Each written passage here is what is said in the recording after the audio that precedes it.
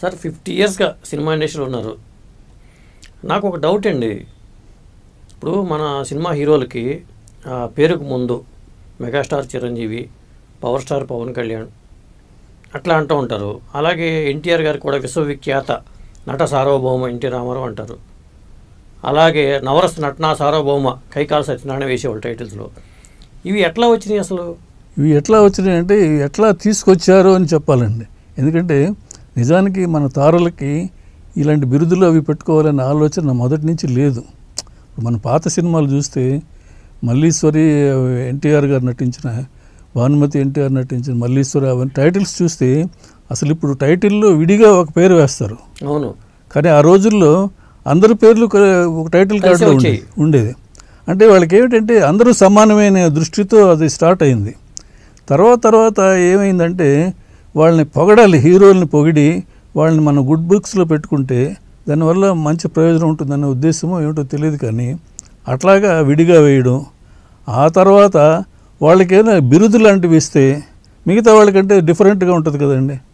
ఒక టైటిల్ ఇస్తే అంటే టైటిల్ ఇవ్వడం అనేది మనకి ఆ పూర్వకాలము రాజుల కాలంలో ఇట్లాగా రాజుగారు వస్తుంటే ఆయన గురించి రకరకాలుగా మెచ్చుకుంటూ ప్రశంసలు అవన్నీ పలుకుతూ ఉంటే బహుపరాక్ అంటుంటే వీళ్ళు వస్తుండేవాడు. ఆయనకే చాలా సంతోషం, రాజా మార్తాండ అని అంటుంటే వాడు చాలా పొంగిపోతూ ఉండేవాడు. సో అలాగా మన హీరోల్ని కూడా ఏదైనా అంటే పొంగిపోతారనే ఉద్దేశం ఎవరికో వచ్చి దాంతో నట సమ్రాట్ అనాలి. కానీ అది కూడా తప్పు. మళ్ళీ నట సామ్రాట్ అని అది ఎవరో ఒక ఆయన క్లెయిమ్ చేశాడు, నేనే బిరుదు ఇచ్చింది అని చెప్పి. బహుశా తుర్లపాటి కుటుంబరావు గారు అనుకుంటాను ఆయన. అంటే ఏంటంటే ఇది ఎవరో ఒకళ్ళు స్టార్ట్ చేశారు. వెంటనే నాగేశ్వరరావు గారికి అలా నట సమ్రాట్ ఉంటే మరి ఎన్టీఆర్ గారికి ఉండాలి కదా. అప్పుడు నటరత్న ఒక్కటే అయితే సరిపోతుందా? విశ్వవిఖ్యాత నట సార్వభౌమ.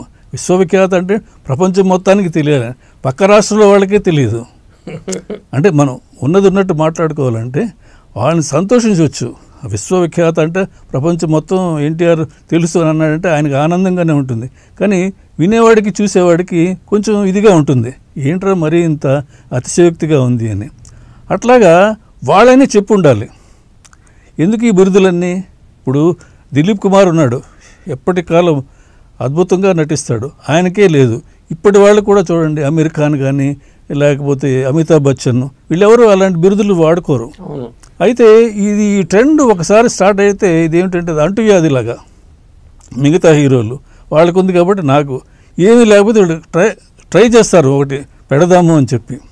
ఒకసారి నాకు బాగా నవ్వొచ్చింది ఏంటంటే మోహన్ బాబు గారు అడిగారు, ఏంటి గురు నాకు కలెక్షన్ కింగ్ అని టైటిల్ ఇస్తూ ఉంటున్నారు, బాగుంటుందా అని అడిగారు ఆయన అమాయకంగా.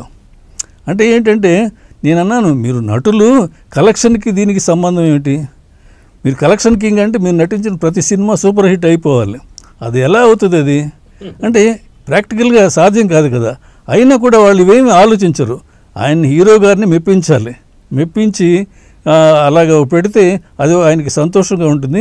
ఎవరిచ్చారు ఈ బిరుదు అంటే పలానా సంస్థలో పలానా వ్యక్తి ఆనందిస్తాడు. అది వాళ్ళకి అన్నమాట. ఇది చాలా స్మాల్ ప్లెజర్స్, కానీ చూసేవాళ్ళకి కొంచెం ఆర్డ్గా ఉంటుంది. ఇప్పుడు ఇదే ధోరణి మలయాళం వాళ్ళకి లేదు. వాళ్ళకి ఇవన్నీ అనవసరం అనుకుంటారు. మోహన్ లాల్ అంటే మోహన్ లాల్, తర్వాత ఆ పాతకాలం ప్రేమ్ నజీర్ ఆ కాలం నుంచి కూడా వాళ్ళకి అవేమీ లేవు.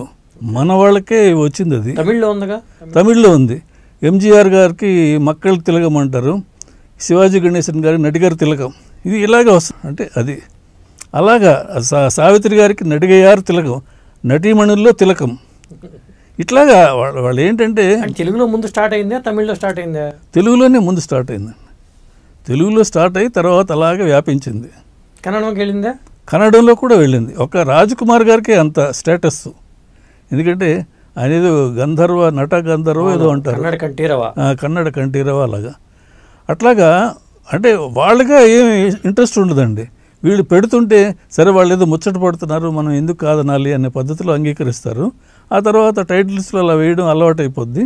అది ఒక సంప్రదాయంలాగా అయిపోతుంది. ఇప్పుడు జగమెరిగిన బ్రాహ్మణుడు జంజమేళ అంటారండి. అందరికీ తెలిసిన వాళ్ళకి ఇవి అవసరమా అనిపిస్తూ ఉంటుంది ఒక్కోసారి.